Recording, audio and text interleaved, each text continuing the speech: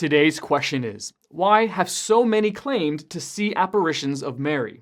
In this video, I'll answer that question from a biblical perspective. Then afterwards, as always, I'll share some helpful resources, so stick around until the end.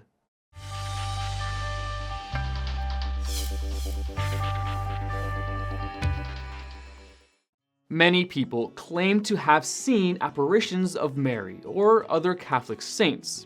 However, biblical teachings don't speak highly of supernatural visions that go against sound biblical teachings.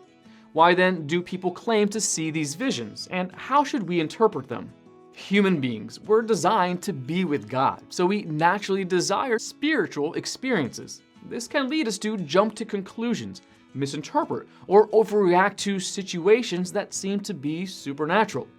It also makes us vulnerable to false teachings. It's not unusual to see what we want to see or expect to see, and this can lead us to interpret an odd experience as an apparition of Mary.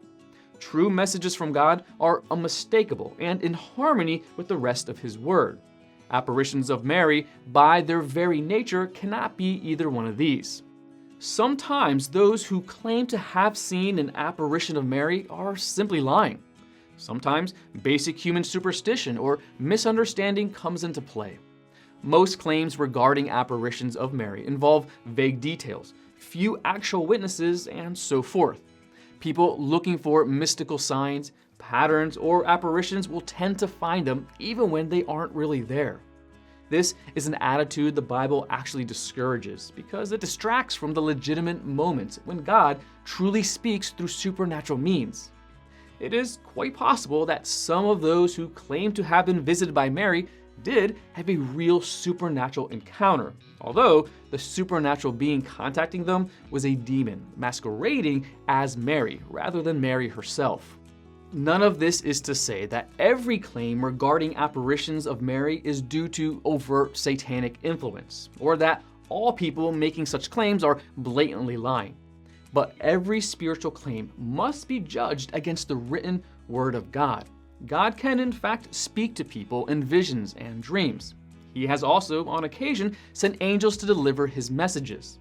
However, the Bible clearly warns that the devil is capable of creating visions and experiences as well, so we can't treat every such incident as if it comes from God. Instead, we must compare our experience to the fixed, objective, written words of God and to the doctrines they teach. Any apparition that contradicts or undermines the Word of God is a lying spirit.